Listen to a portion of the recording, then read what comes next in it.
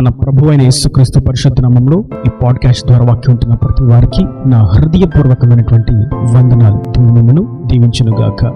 కీర్తనల గ్రంథం 145వ కీర్తన 19వ చరణం. తన యందు భయభక్తులు గల వారి కోరిక ఆయన నెరవేర్చును. చదివినటువంటి వాక్య భాగంలో తన యందు భయభక్తులు గల వారి యొక్క కోరికను ఆయన నెరవేరుస్తాడు అనేటువంటి మాటను మనం చూస్తున్నాం. ప్రతి వారికి అనేకమైనటువంటి కోరికలు రావడం సర్వసహజం. కోరికలు లేనటువంటి వారు ఎవరు ఉండనే ఉండరు. ప్రతి వానికి ఏదో ఒక కోరిక వాడి హృదయలో మెదులుతూనే ఉంటుంది. అది నిర్విరామంగా నిరంతరం కొనసాగుతూనే ఉంటుంది. కోరిక తర్వాత ఒక కోరిక తర్వాత మరొక కోరిక. కోరికలు అనంతంగా ఒకదాని వెంబడి ఒకటి ఒక నది వలె ప్రవహిస్తూనే ఉంటవి నరుని యొక్క హృదయంలో. అయితే వాక్యం సెలవిస్తుంది, నేను కోరికలను తీర్చువాడను, నేను కోరికను సిద్ధింపచేయవాడను, నేను కోరికను నెరవేర్చువాడను.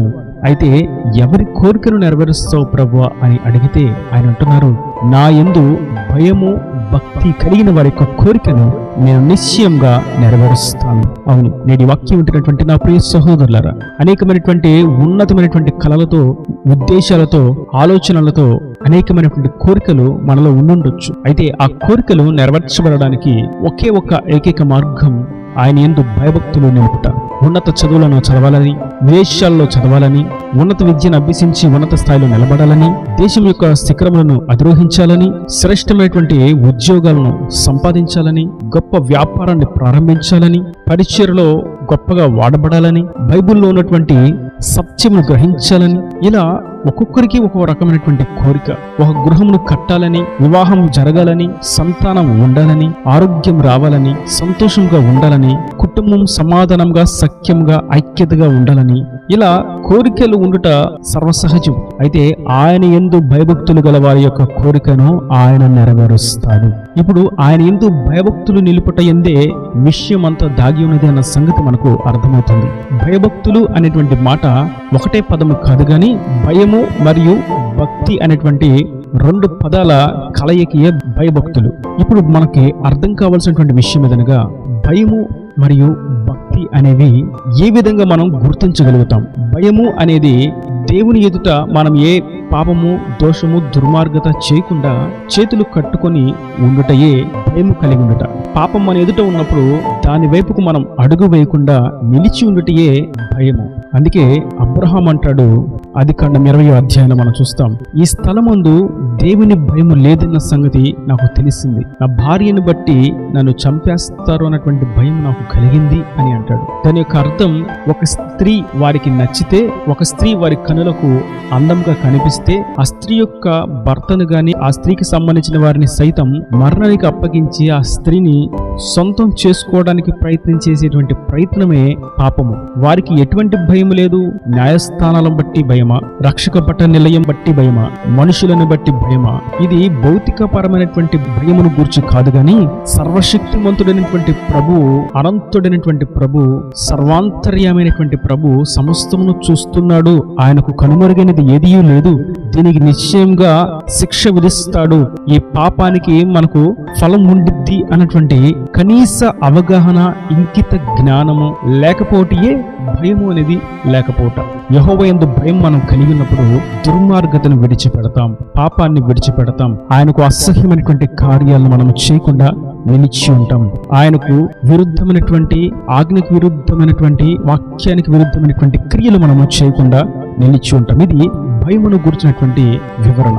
మరియు ఆయన ఎందుకు భయభక్తులు అనేటువంటి మాటలో మరొక విషయాన్ని మనం గమనిస్తాం. భక్తి అనగా ఆయనను గురించి మొర్రపెట్టుట, ప్రార్థించుట, స్తుతించుట, ఆరాధించుట, మందిరంలో సంఘంగా చేరి సమూహంగా కూడి ఆయనను ఘనపరచుట, వాక్యాన్ని ధ్యానించుట, ఉపదేశానికి చెవియొగ్గుట, ఆయన ఆజ్ఞ కొరకు తృష్ణ కలిగి ఉండుట, ఆయన రాజ్యం కొరకు కనిపెట్టుకుని ఉండుట, మారు మనసు పొందుకొని, బాప్తిస్మము పొందుకొని, పరిశుద్ధాత్మతో నింపబడి సర్వసత్యంలో నడుచుట. ఇది భక్తి యొక్క అనుభవం. మనం కీర్తనల గ్రంథం 34వ కీర్తన 11వ చరణంలో మరొక విషయాన్ని గమనిస్తాం. పిల్లలారా, మీరు వచ్చి నా మాట వినుడి, యెహోవా యందలి భయభక్తులు మీకు నేర్పెదను. బ్రతకగోరువాడు ఎవడైనా ఉన్నాడా? మేలు నొందుచు అనేక దినములు బ్రతకగోరువాడు ఎవడైనా ఉన్నాడా? చెడ్డ మాటలు పలుకకుండా నీ నాలుకను, కపటమైన మాటలు పలుకకుండా నీ పెదవులను కాచుకొనుము. కీడు చేయటం మాని మేలు చేయము, సమాధానము వెదకి దాన్ని వెంటాడుము. ఇక్కడ మనం చూస్తున్నాం, యెహోవా యందు భయభక్తులు గల వారి యొక్క కోరికను ఆయన తీరుస్తాడు. అయితే ఆయన యందు భయభక్తులు కలిగి ఉండటం అంటే ఏమిటో అనేటువంటి విషయాన్ని మనం చూసాం. ఇప్పుడు సాధారణంగా ప్రతి మనిషికి ఉండేటువంటి కోరిక ఏదనగా కీడును అనుభవించకుండా మేలును అనుభవిస్తూ సంతోషంగా తృప్తిగా బ్రతకాలనేటువంటి కోరిక ప్రతి వానికి ఉంటుంది. అందుకే వాక్యం సెలవిస్తుంది, బ్రతకగోరువాడు ఎవడైనా ఉన్నాడా? మేలు నొందుచు అనేక దినములు బ్రతకగోరువాడు. కోరిక ఏ విధంగా ఉంది అనగా, మేలును పొందుకుంటూ అనేక దినములు తృప్తిగా సంతోషంగా సమాధానంగా కీడుకు దూరంగా ఆనందంగా బ్రతకాలనేటువంటి కోరిక ఏదైతే ఉన్నదో ఆ కోరిక కలిగి ఉంటే, లేదా ఆ కోరికను కలిగి ఉన్న వారికి వాక్యం సెలవిస్తుంది, ఆయన యందు భయభక్తులు కలిగి ఉంటే ఆ కోరిక నెరవేర్చబడుతుంది. ఆయన యందు భయభక్తులు కలిగి ఉండట అనేదానికి మరొక నిర్వచనం ఇక్కడ మనం చూస్తున్నాం. కీడు చేయటం మాని మనం మేలు చేయాలి. చెడ్డ మాటలు పలుకకుండా మన నాలుకను కాచుకోవాలి. కపటమైన మాటలు పలుకకుండా పెదవులను కాచుకోవాలి. ఇటువంటి ఆధ్యాత్మిక విలువలు కలిగినటువంటి స్థితిలో ఉన్నప్పుడు మాత్రమే కోరిక నెరవేర్చబడుతుంది అన్నటువంటి విషయం మనకి ఇక్కడ అర్థమవుతుంది. కపటమైనటువంటి మాటల చేతను, వ్యర్థమైనటువంటి మాటల చేతను, చెడ్డ మాటల చేతను మనిషి దేవుని యొక్క ఆశీర్వాదాన్ని కోల్పోతాడు అన్న సంగతి కూడా మనకి ఇక్కడ అర్థమవుతుంది. మేలు చేయడం మానివేసి మౌనంగా ఉన్నప్పటికీ పెద్ద సమస్య ఏమీ లేదు, కానీ మేలు మాని కీడు చేయాలనే ప్రయత్నం చేస్తే అది పెద్ద సమస్యగా నిలిచి ఉంటుంది. అది దేవుని యొక్క ఆశీర్వాదానికి దూరం చేసి ఆయన ద్వారా వచ్చేటువంటి ఉగ్రతకు పాత్రలుగా మార్చివేస్తుంది. కనుక నేటి వాక్యం వింటున్నటువంటి నా ప్రియ సహోదరులారా, దేవుడు తన యందు భయభక్తులు గల వారి యొక్క కోరికను నెరవేరుస్తాడు. అది ఏ కోరికైనప్పటికీ, అది దైవ చిత్తానుసారంగా ఉన్నటువంటి ఏ కోరిక అయినప్పటికీ, మనిషికి మేలు చేసేటువంటి ఏ కోరిక అయినప్పటికీ ఆ కోరికను ఆయన నెరవేరుస్తాడు. అయితే ఆయన యందు భయభక్తులు కలిగి ఉండటం అనేది దానికి ఒక షరతుగా ఇక్కడ రాయబడి ఉన్నది. మనము ఆయన యందు భయము కలిగి ఉండాలి మరియు భక్తి కలిగి ఉండాలి.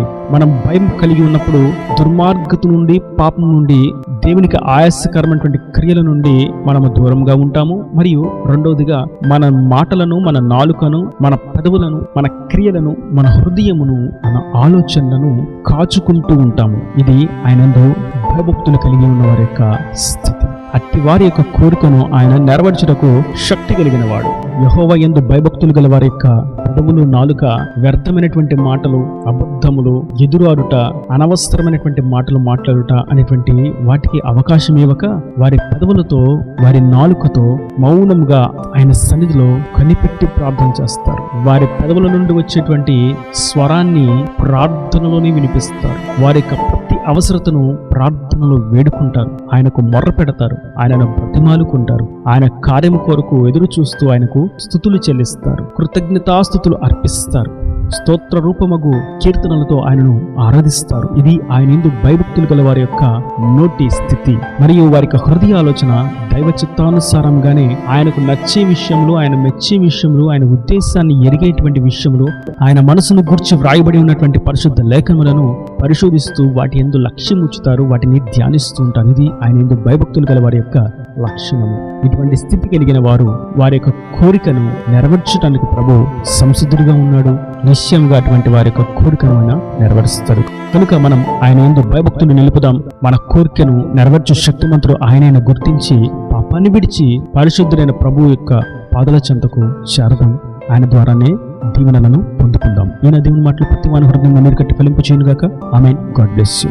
తలలు వంచి కన్నులు మూసినట్లయితే మీ కొరకు చిన్న ప్రార్థన. ప్రేమ స్వరూపకరణ కటాక్షం వల్ల నా తండ్రి, నా ప్రభు ఈ వాక్యాన్ని ప్రతి వారిని నిండాలని దీవించండి, ఆశీర్వదించండి. ప్రతి వాని యొక్క కోరికను నెరవేర్చడానికి నీవు శక్తిమంతుడవు. అయితే నీ యందు భయభక్తులు గల వారి యొక్క కోరికను నెరవేర్చడానికి నీవు సంసిద్ధుడిగా ఉన్నావని మీరు సెలవిచ్చిన నీ అమూల్యమైన వాక్కును బట్టి నీకు స్తోత్రం. వాక్యాన్ని ప్రతి వారు నీ యందు భయభక్తులు నిలిపి వారి కోరికను పొందుకున్నట్లుగా, వారి యొక్క కోరిక సిద్ధింపు చేయబడినట్లుగా సహాయం గురించి మీకు వారి ప్రతి అవసరం నా కరుణ మహిమను తీర్చి నీ రాకడ రాజ్యాన్ని సిద్ధపరచమని యేసు పరిశుద్ధ నామమున ప్రార్థించి వేడుకుంటున్నాను తండ్రి. ఆమేన్. ఆమేన్.